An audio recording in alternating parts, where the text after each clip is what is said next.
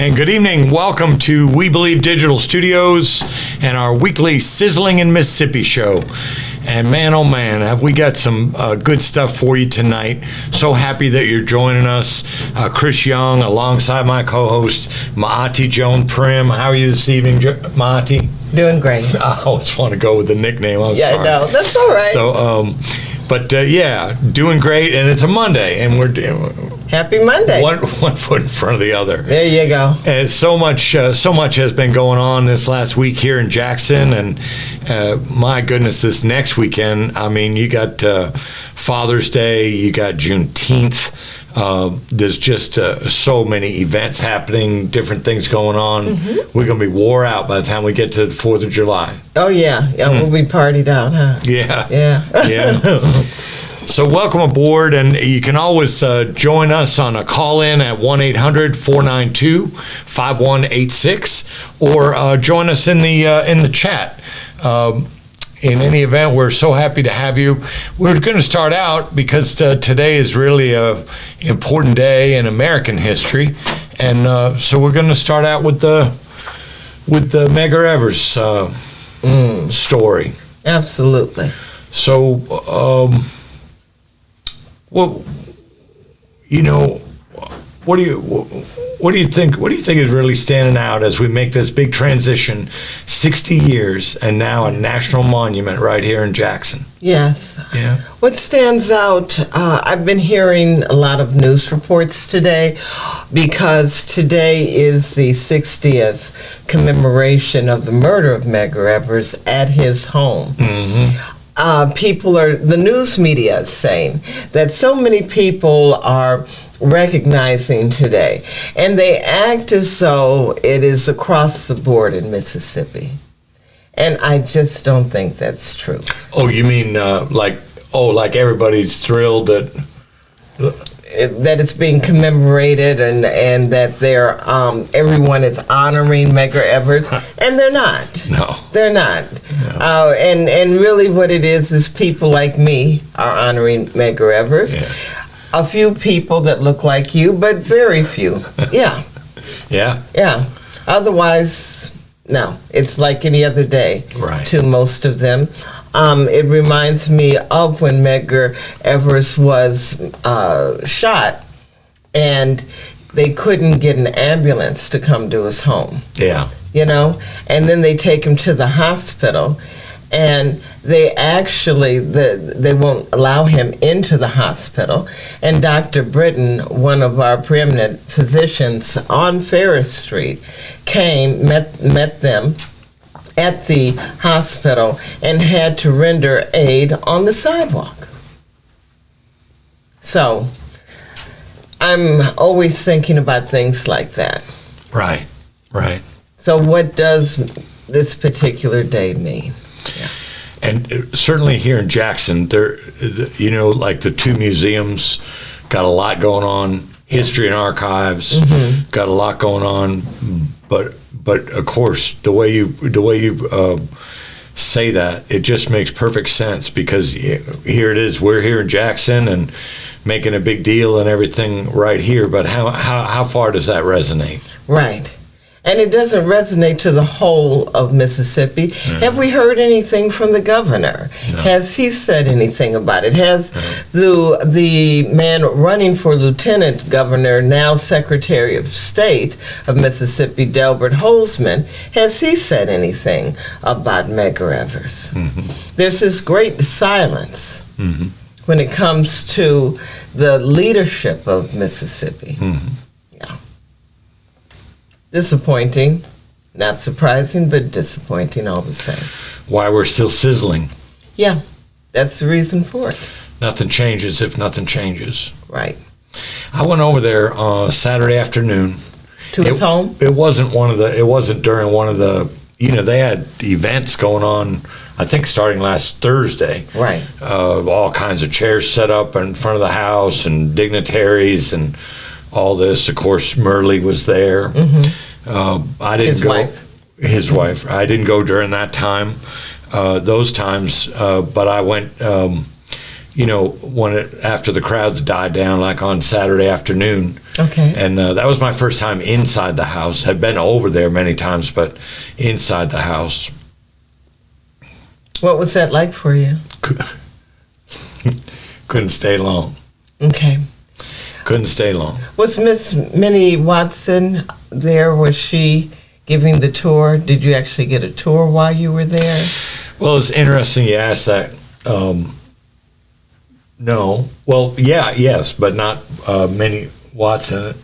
I got a tour from a white lady, which I asked this one African American old timer gentleman over there, did they have any black rangers that work for the Park Service? Because and apparently when Sharpton was over there, I was told firsthand by he was there on Saturday morning or something, and had a bunch of white Park Service employees trying to give him a tour, and he was just giving one of these looks like, And I asked this gentleman, do they have any black park rangers? Right. Ultimately, I did see 3 or 4 out of maybe 16. Oh wow. Yeah. So but anyway, no, it was well, everybody has their reflections and everything, but I mean that was one of the big things for me, and just the even though it's full of period furniture. It's not the actual furniture, right? But it's furniture from that period, right? But so that in itself brought back memories, and then just to think and to see the little kids' beds on the floor, right? Yes. And little kids, yes, away from the get them windows. below the window, yeah, below the windows, and just. I don't know if she wanted to keep talking, and I just kept moving. Yeah. Well, I think that I know that it's now part of the Park Service, but I have visited the home before it was part of the National Park Service. Yeah. And the difference that it made was that Mrs. Minnie Watson, Tougalooan, gives the tour. And the way that she gives the tour, she was someone who remembered what it was like during the days of Mr. Evers.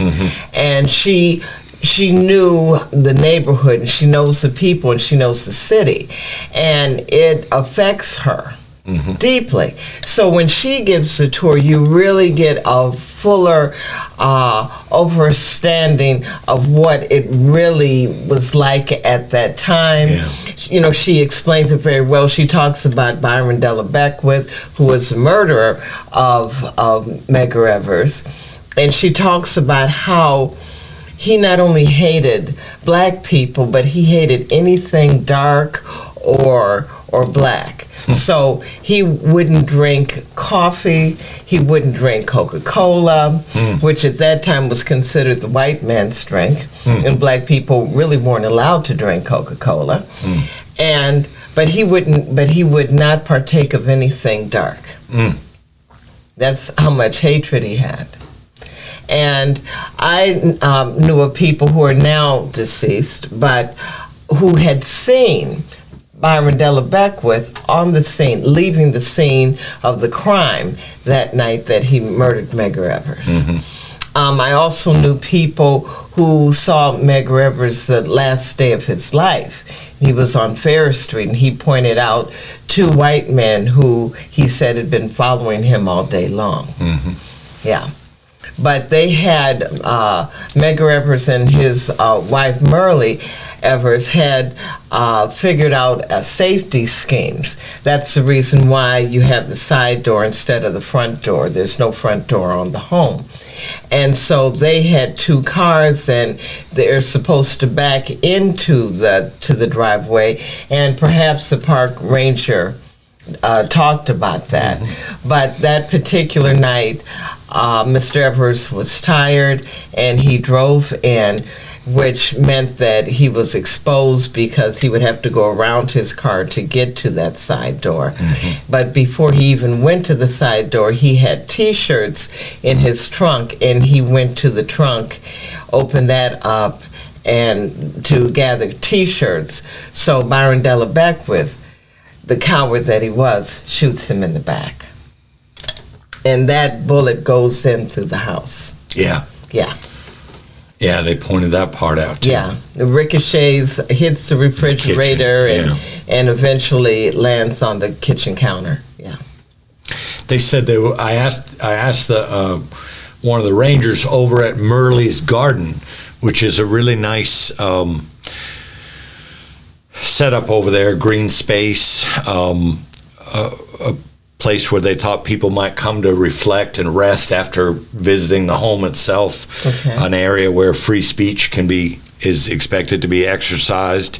And I asked them about ongoing presence, and they said that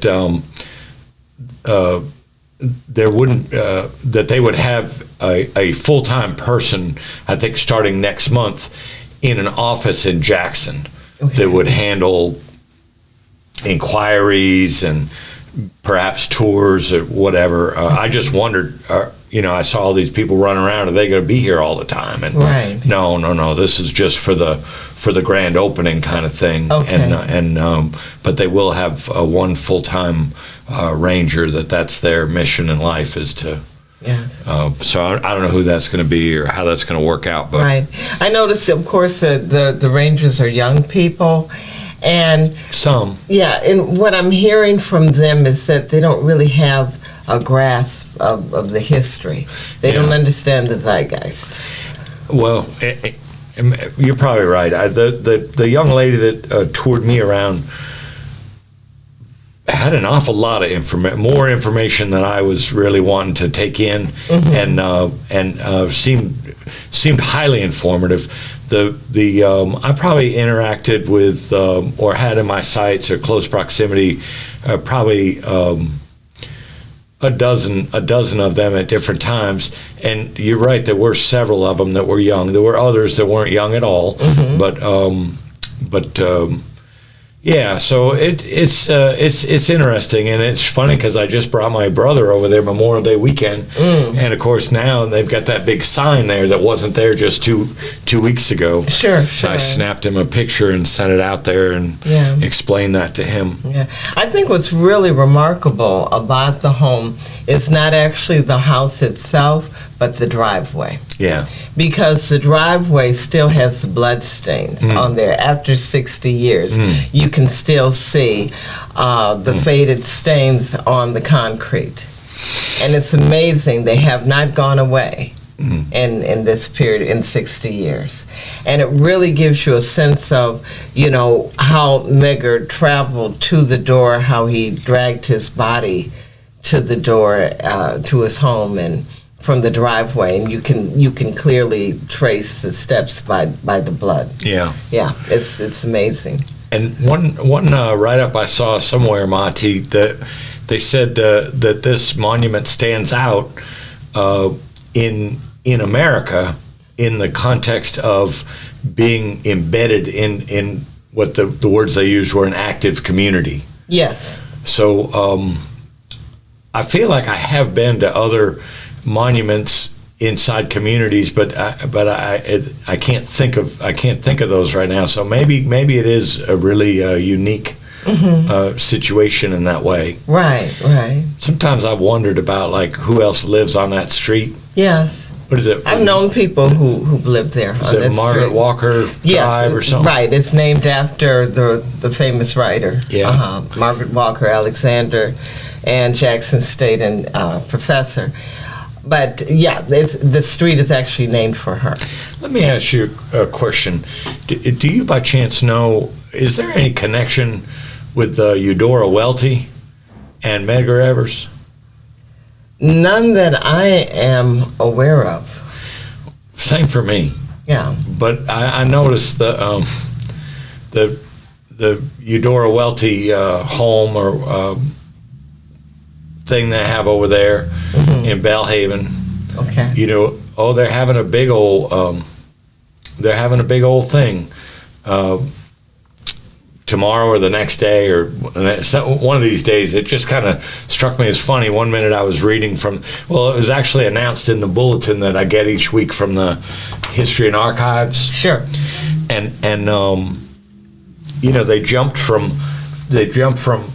talking about the two museums, the month-long exhibit at the two museums, right, to speaking about a celebration at the Eudora Welty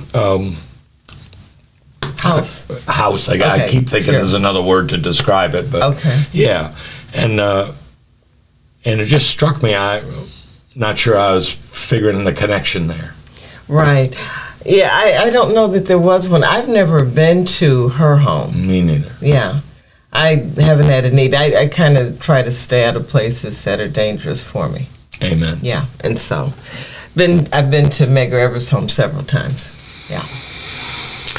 Yeah, so really beautiful to go and see, go and visit, and to see this new Merle's Garden.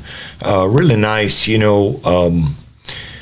They give out different tour material and so forth, and you know, there's some plantings that have been done over there. You can tell it's a very new, but it's really designed for a place where people can go and reflect and chill out. And they give away little seed pods in envelopes to, if you want to, I don't know, some type of connection there or what have you.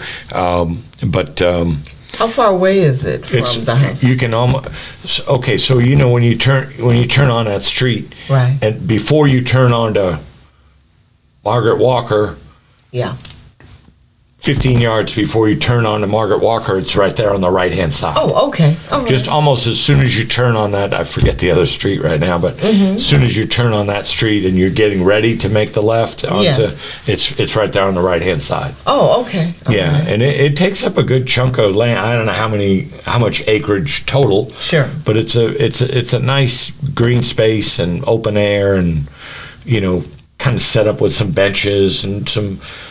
So anyway, hopefully that'll stay pristine and be able to be enjoyed by lots and lots of people for lots and lots of years. Yeah, yeah. I'm sure that the neighborhood absolutely supports it. Yes. So I know that if there were any kind of vandalism, it wouldn't come from the neighborhood. And I got a strong feeling on that. Do you know this man, Mr. Clinton Anderson? I know that name.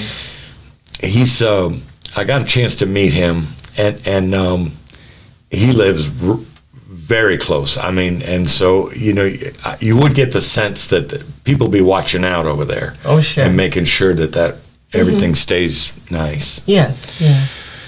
As they have been, I think, for a long, because Tougaloo has custody of the home, right? Right. And at least they did. I don't know how it works now with the National Park Service. Yeah, that'd be a good thing to find out. Right. But that was, you know, the actual home that they used when they did the film, Mississippi's Burning, or what's the name of it? Mississippi Burning? Yeah. Yeah, so that's the actual house that they use, which is why it's outfitted with period furniture and everything. Yeah. The Hollywood came in and rehabbed it. Hollywood. Thanks for joining us, Mr. Williams. So we're coming up on the end of the first segment here, and we're going to transition when we come back over to Rankin County, and still sizzling. Rankin County. So we've got some updates for you on things going on in Rankin County that we've talked to you about before, but some updates and good new important information. So we'll be right back after a couple commercials. Looking for the hottest content in the city of Jackson and surrounding areas? Check out WeBelieveDigital.com. Also follow us on Facebook, Instagram, TikTok, and YouTube. We Believe Digital Podcast is here for all your podcasting needs. Have you had your Earth Blend coffee today? At At Earth Blend Coffee, we take pride in offering you the very best of beans across the world, blended and roasted to perfection, giving you superior quality and satisfying and flavorful taste. Experience the world in one cup with Earth Blend Coffee.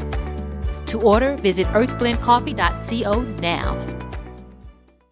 The Mississippi Link is an African-American female-owned newspaper with a trusted voice that is highly respected throughout the city, state, and nation. Our motto, keepers of the knowledge for people who speak the truth, since 1993. Link significantly influences the thoughts, attitudes, and buying decisions of its readers. Call us at 601-368-8481 for your advertising needs. If you would like to receive a newspaper in the mail each week, our annual subscription is only $52 per year. That is only $1 per week for you to stay informed regarding many stories that you can only get in the Mississippi Link. Sign up today at themississippilink.com and click on Home Delivery. Welcome back to We Believe Digital Studios in Sizzling in Mississippi.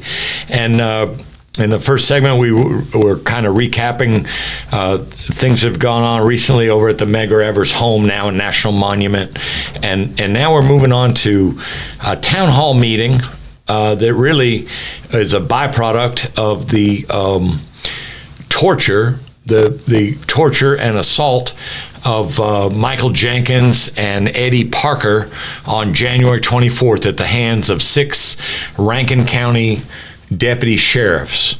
And so the Rankin County NAACP, and boy, it seemed like they were all out. They hosted this town hall, started with a free lunch. That's a way to get people in the door. A little over 100 people, well over 100 people, at the Pilgrim Rest Missionary Baptist Church on Trickham Road or something like that. First time I'd gone over there, beautiful facility, so well maintained, excellent lunch, and then got into the business at hand, which was really discussing this this torture of these 2 people. They say suspicion. The heavily redacted incident report said suspicion of drug activity. They barged into this home. They had no warrant whatsoever. They barged into this home. They put these 2 black men, 32 and 35 years old, in handcuffs. They beat them. They tased them over 37 times. They waterboarded them with alcohol, chocolate syrup, milk.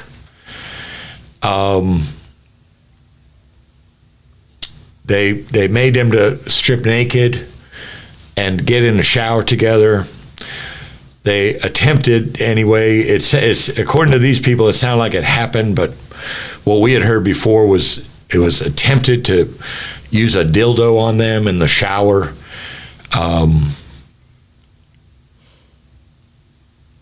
And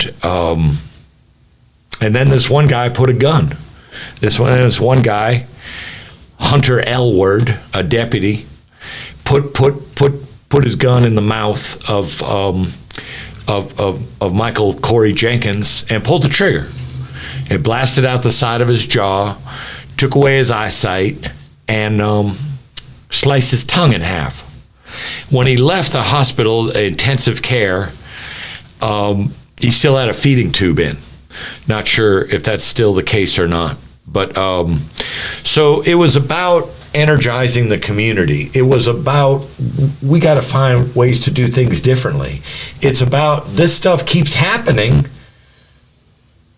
and we're not doing anything about it, was kind of the tone, if you will, of the meeting. Okay. Heard from Attorney Trent Walker. Heard from Marquel Bridges, who is the CEO of the Building Better Communities United. I thought I had it right here, but it's kind of a long name but he goes around the country really helping connect people to resources when these events happen, bringing resources to people, help them find attorneys, help them plug into what they need, fundraise for the family if needed. He really is a dedicated servant and a great and a pretty young fellow, imposing, big, tall, but really nice guy. And he had an awful lot to say, along with Trent Walker, and they talked about facts of the case, and also talked about the Damian Cameron case, where they beat this man. He died in the hospital, but they beat him. I guess left him for dead or something. Same thing, Rankin County deputies. This was in 2021. And Trent Walker is the attorney for that family, seeking justice again. And two of the 6 deputies, you'll be shocked, 2 of the 2 deputies involved in the beating that led to Damian Cameron's death were also present at the Jenkins and Parker incident. Wow. So I don't know how many deputies they got over there in Rankin County, pretty big county. Right. You think they got a lot of deputies, but two of the ones that were there at that one were also there at this other one. People got up in the community. I'm sorry, I was telling Damian Cameron's mother, Monica Lee, was present, had no comments for anybody. Same thing with Mary Jenkins. Michael Jenkins' mother was there. They chose not to make any comments. They chose to let the men speak for them. Priscilla Sterling was there. She's a cousin of Emmett Till. She is. Didn't know. That's somebody you know. I do. She lives here, I believe, in Jackson. She does. And what a dynamic, forceful speaker she was. She got up to the podium during the question period, came down off the stage and went to the podium and, had so much to say. But again, the real impetus was, we must do something different. This has been allowed to go on, and there's never any justice comes out of it. Right. And so then, and so that was that. Jerry Mitchell, kind of in these parts anyway, famous investigative reporter. He was over there asking questions. I can't, and tried to get the NAACP president, Angela Harper English, to join us on the show tonight. She has so much going on right now, and but she promised to join us one time in the future. So hope we can set that up as soon as we can. And then this morning, also they reported that that the Department of Justice, and apparently they don't call ahead of time and say, "Can we set up an appointment?" They just show up. Mm-hmm. And knock on the door. Right. And so Miss English, mm-hmm. she got a phone call saying, what are you doing, and where, can you be here in an hour? And she got to meet with the Department of Justice representatives, and she reported to everybody that, they're saying that this case is all but won. And it is so clear cut. Pardon me. It is so clear cut, and they actually, the attorney Malik Shabazz actually asked them to investigate it under hate crimes. Right. And that's exactly what they're doing. Yes. And then this morning it was announced a $400 million lawsuit against the sheriff and the 6 deputies. Right. And so I wonder how Rankin County going to like that. a federal civil lawsuit. Yes. So trying to seek justice, he basically saying, they said somebody asked him about, why punitive damage. He said, well, that's what it's all about. These acts are egregious and worthy of punishment, is what Shabazz said this morning at a news conference, told Mississippi Today. Yes. And this sheriff over there, Brian Bailey, now he's been ruled against. He said there's another case that's on appeal where Judge Henry Wingate found him liable in a case. They're appealing it right now. Okay. We'll see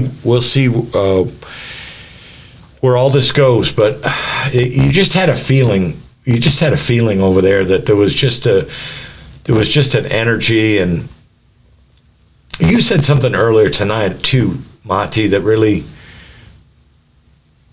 it was just on the tip of my tongue,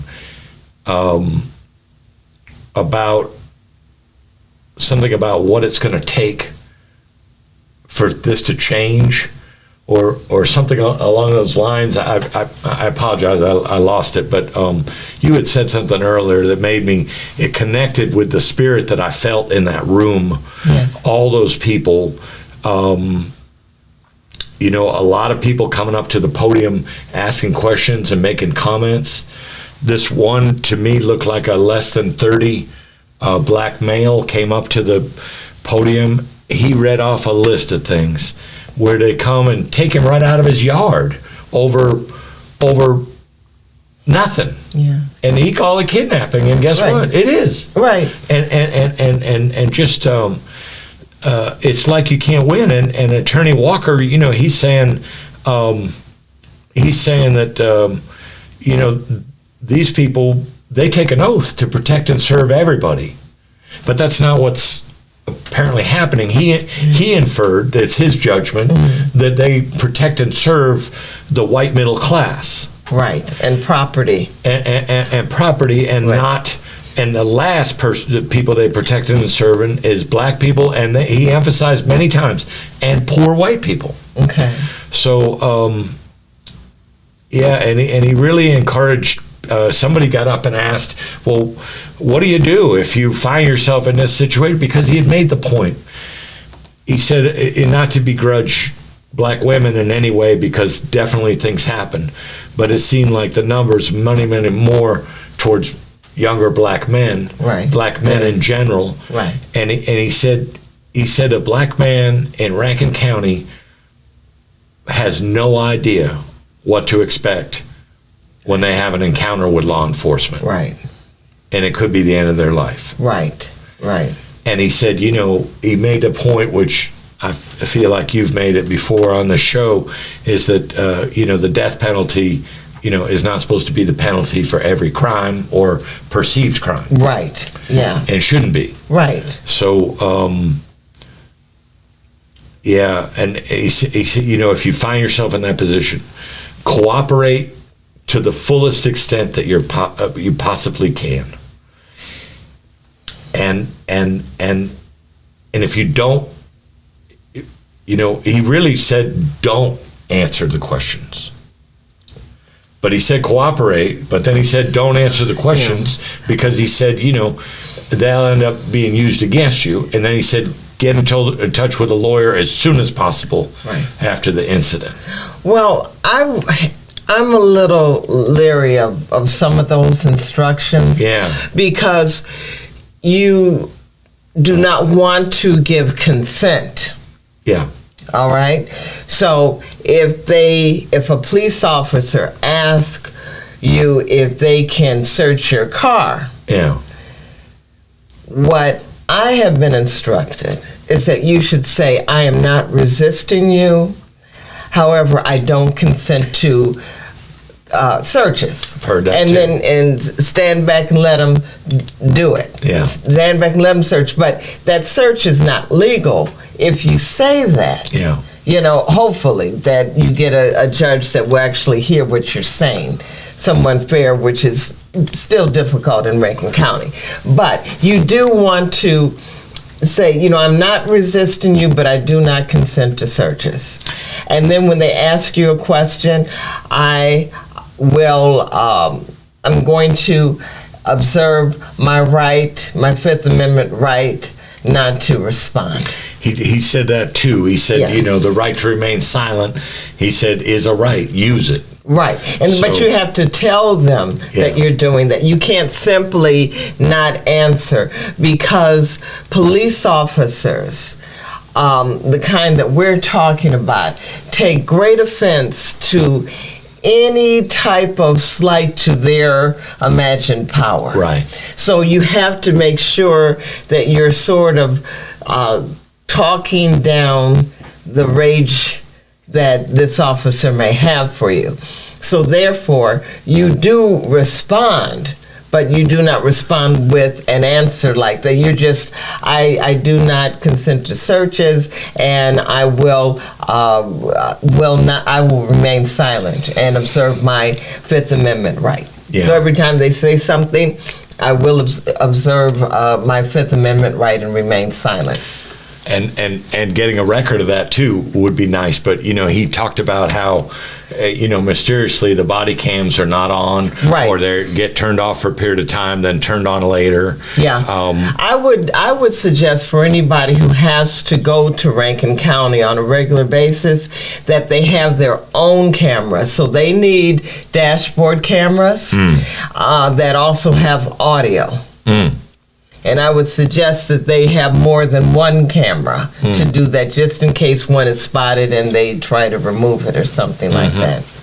Yeah. I would also suggest that everyone who is in Rankin County and Black should have $500 put to the side for emergency situations in dealing with the Rankin County police force. Somebody over there said just that at the meeting. I'm trying to remember the context. And another interesting thing, won't be news to you, but another interesting thing that they said was that he's gotten a lot of calls from people in jail, and he's gotten calls from people incarcerated. Yes. And talking about some of the treatment that goes on. It's tragic. And he believes there's a strong link with interracial relationships. Yes. And that something about that sets them off. It absolutely does. And so, it was. I keep hearing that over and over again. And my thing is this: if that's what you choose to do, you should know what the possible you got to know what the possible consequences are, and you have to be willing to accept them. And one of those consequences may be death or wrongful conviction and incarceration for a very long time, including a life sentence. Right. And so if you're willing to take that on, then go ahead. If you're not, you might want to move to a state that is more tolerant of interracial relationships. There's probably about 40 of them that might be more tolerant. Yeah, or 49, or something like that. Yeah, so FBI, Department of Justice, and now a $400 million lawsuit against the people involved. The taxpayers of Rankin County are going to love that. But nothing changes. So they're trying to pull some type of lever here and get people focused and get this behavior to change. And we're at the end of our second segment, and we're really, in a manner of speaking, dovetailing into a similar topic on the third, in the whole idea of filming and recording and so forth. So we'll just duck out for a couple commercials, and we'll be right back with you.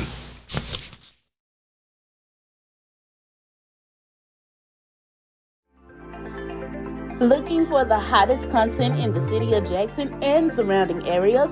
Check out WeBelieveDigital.com. Also follow us on Facebook, Instagram, TikTok, and YouTube. We Believe Digital Podcast is here for all your podcasting needs.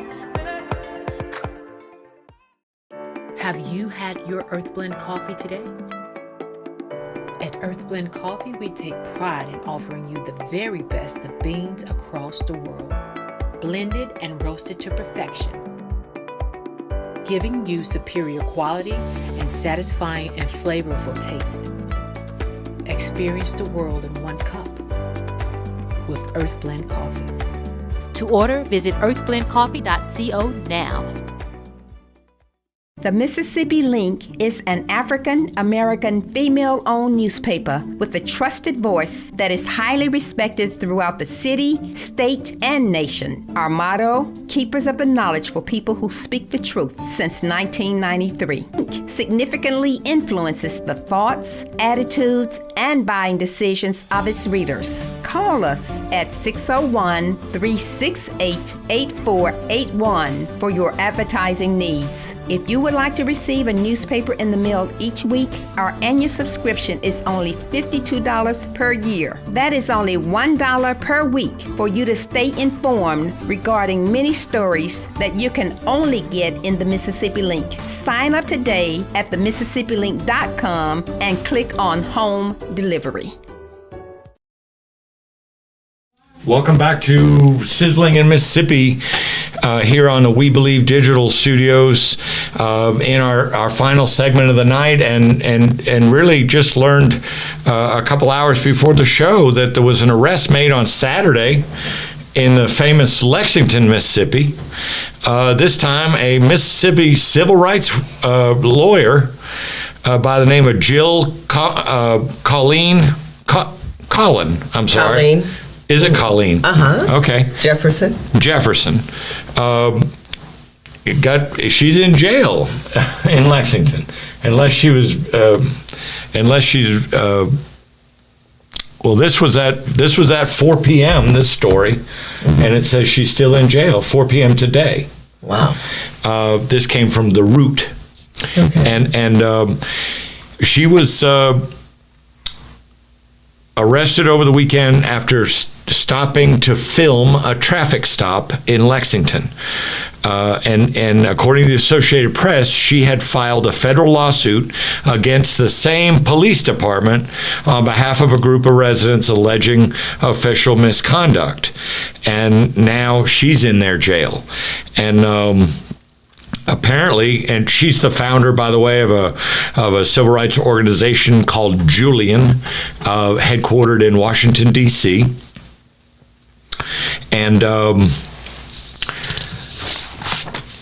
And she was not interfering in any way with because that's where the law comes in if you Right. try to interfere. Exactly. But it said that her attorney, Michael Carr, said that she complied with the commands of the officers handing over her identification, but asked why she was approached while filming the encounter. And she was then told to exit her vehicle, which she refused to do. And then she was pulled out of her car and arrested. And of course, weren't just that of a bystander, but she's gathering evidence for this lawsuit against this police department where we had this guy, Police Chief Sam Dobbins. Mm-hmm. Could have been 6 months ago, less, or something less. like that. Yeah. I remember we talked about him. We talked about it, and on film, and got him on tape saying the god awfulest things. Yeah. Talking about shooting, somebody 119 times. A day later, the city council had fired him. But Jefferson, the attorney Jefferson, and other black residents are saying that the same type of behavior has racist, aggressive, assaultive behavior, dehumanizing, continues to happen up there. Yes. That's Holmes County. Holmes County. Yes. You just ask yourself, what has to happen before this behavior stops, and what do you come up with as an answer? I mean, you asked me during the break, did they come up with any solutions? The same solutions, vote, vote, vote, vote. We vote them in, we can vote them out.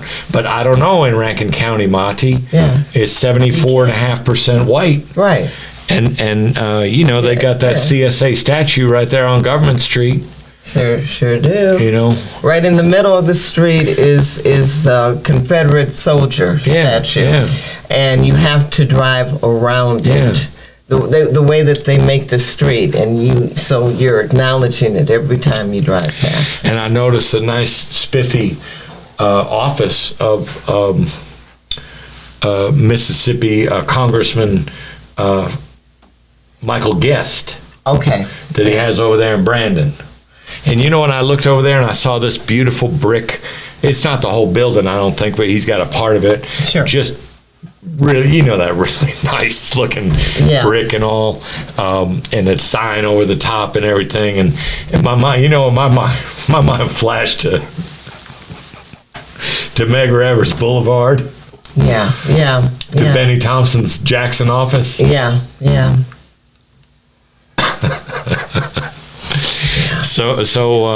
I don't. On this case, I mean, you can vote and should vote, but it's really not going to mean a whole lot because, as you said, Rankin County is 74 or 5% white and Republican. Just, I never want to say anything that, I was concerned with somebody over at that town hall encouraging people to buy guns. That's really, that's not in my DNA.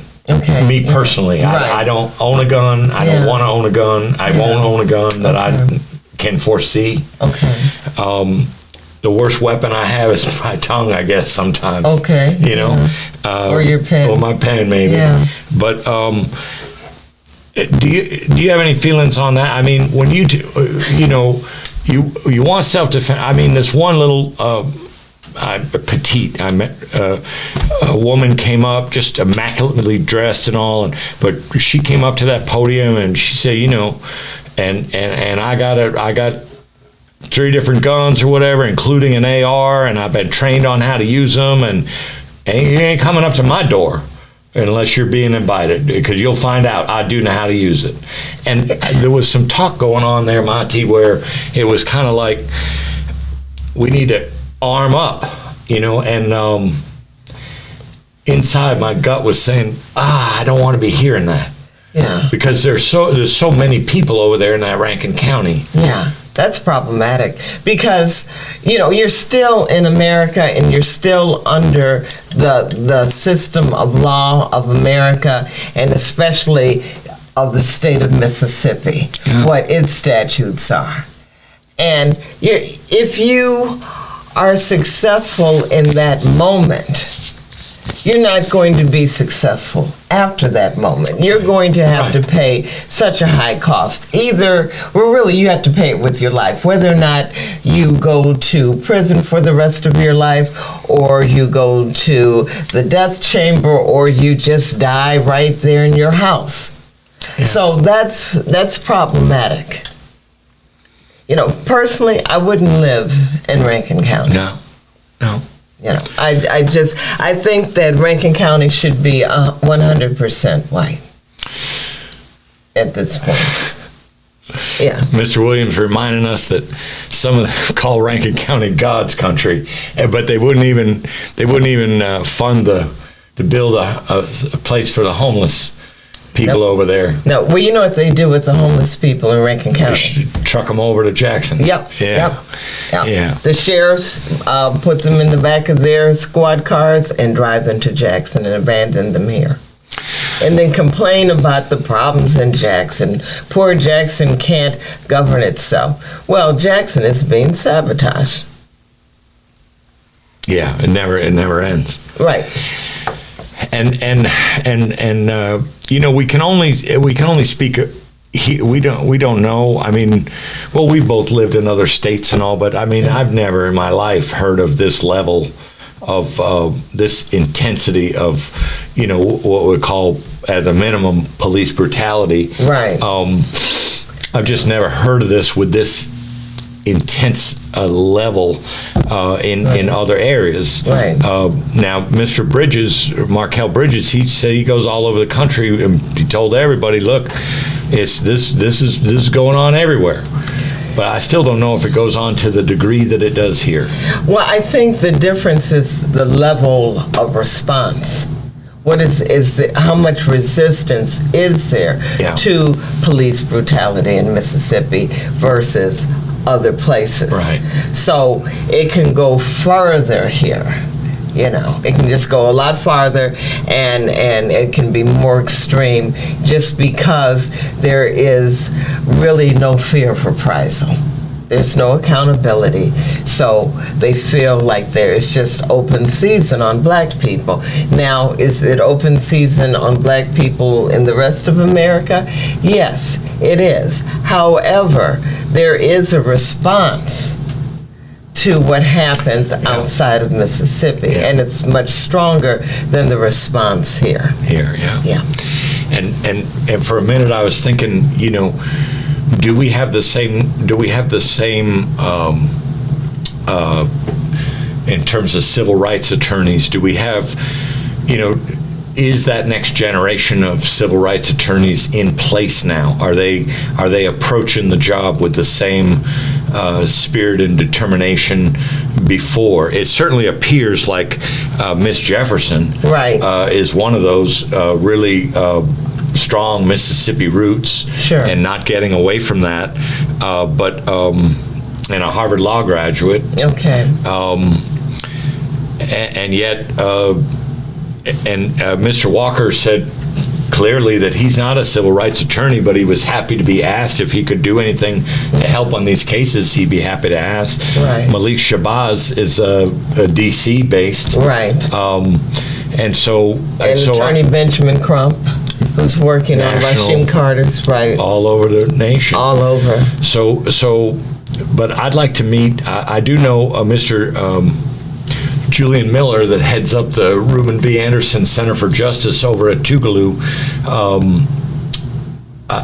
I know he has been connected to some civil rights work, but I wish I knew. I wish I knew a half a dozen or whatever attorneys that we could just go to bed at night knowing that they're out there and they're on the cases, and they're bringing forward that stark determination.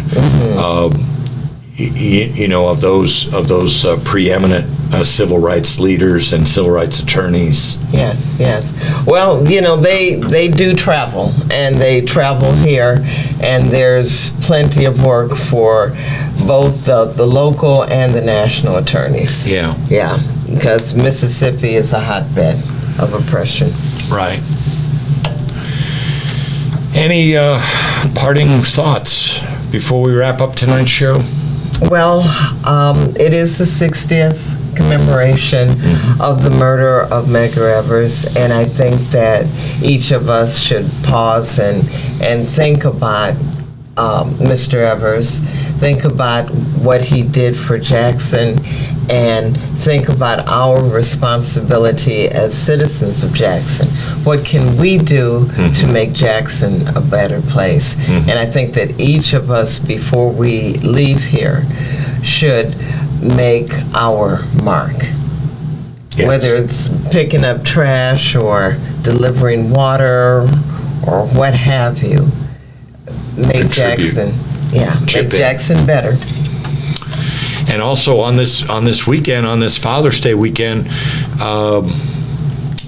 Ingalls Shipbuilding is paying the bill for free admission at the two museums, and all month long they have this Medgar Evers exhibit going on.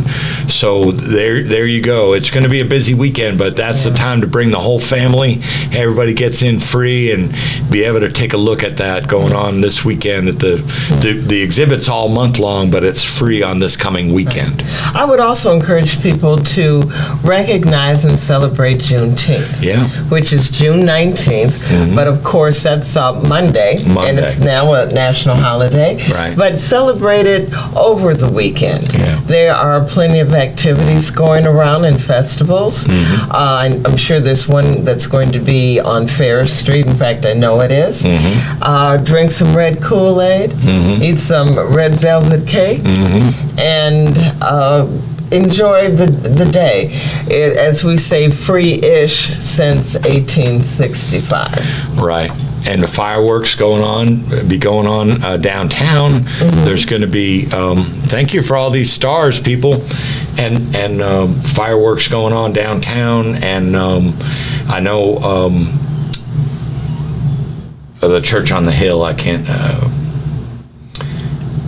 on the hill. On Ellis Avenue.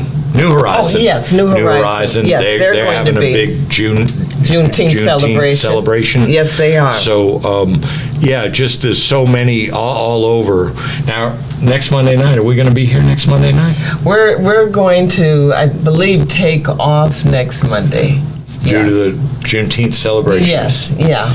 And give the producer the night off. Right. Okay, well, you heard it. And so we will be back 2 weeks from tonight. And we thank you so much for tuning in. And please enjoy the weekend and the celebrations. And stay safe out there. Take care of yourselves and take care of those around you. And thank you for tuning in. We'll